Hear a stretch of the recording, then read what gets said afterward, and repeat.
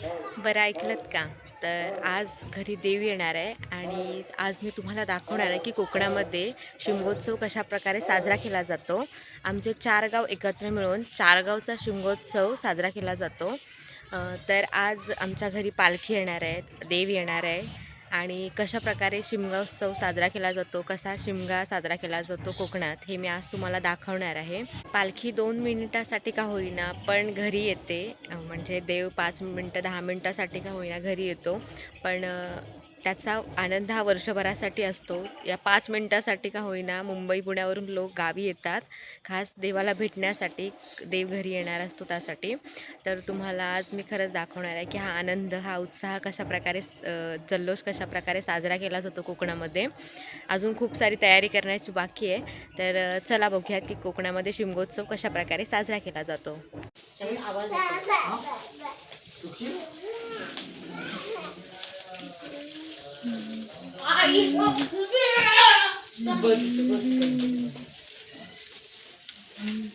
या स्पीड निकला सुपर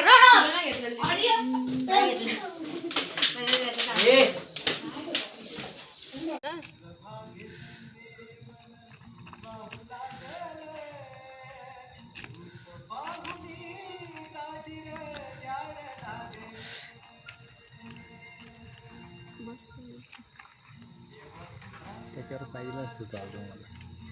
असू दे, कंटिन्यू करा. घेऊ का पुढे दीदी?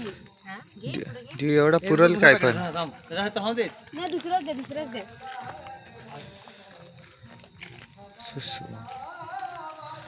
जो छोटा झाला काना मोठा कर.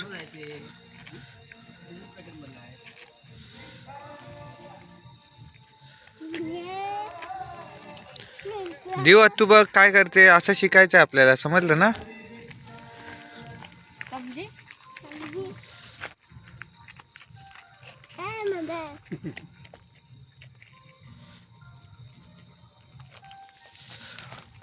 समजे इथे लागली इकडे पिंडी जेव्हा बनवणार लागली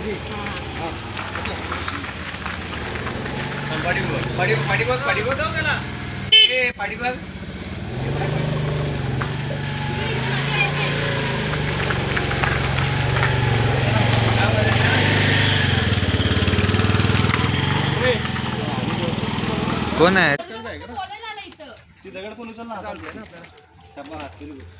ए त्याला काय बोलू नको, थांबा जरा इकडे करतो, क्रॉस नाही काढतो.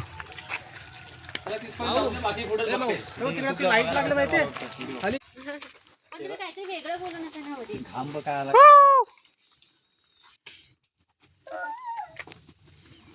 पांढरा माणूस खाली दिसत बघ नाही रे इकडे पण. पाठी. बरं तुला बोलत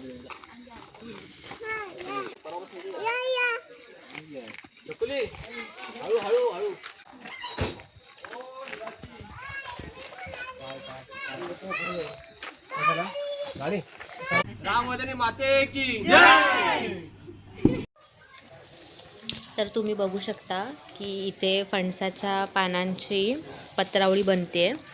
उद्या घरी देव येणार आहे तर त्याच्यासाठी प्रसाद नैवेद्य वाढण्यासाठी ही फणसाची पत्रावळी अशा पद्धतीने केली जाते. बस झाली काय?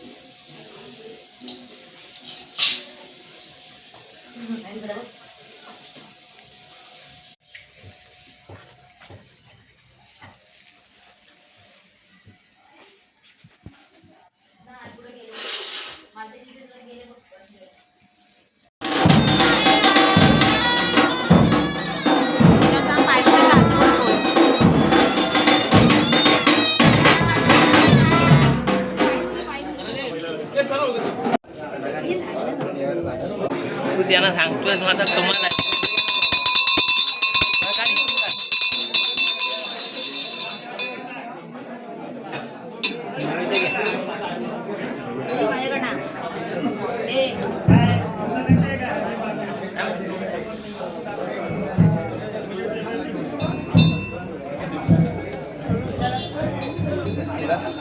मी इकडे असते.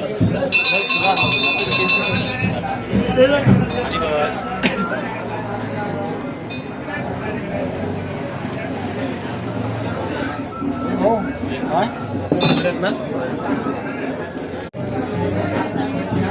दाखवून घेऊन आधी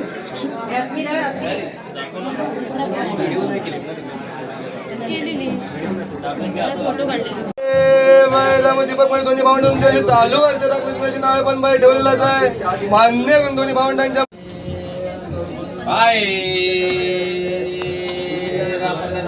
दीपक माडिकांच्या चरणाशी आलेले दीपक माडकांचा पूर दिलेला आहे तो मान्य करून द्या काही अधिकाऱ्यांच्या दीपक माडकांना कोणताही दीपक माडिकांच्या मुला माणसांकडून काय चुकलं तर माफी करा एवढं दिले का मग दीपक माडिकांच्या मुला माणसांची बाई सिद्धीच न्या अनेक सर्व गोष्टी सांभाळ करा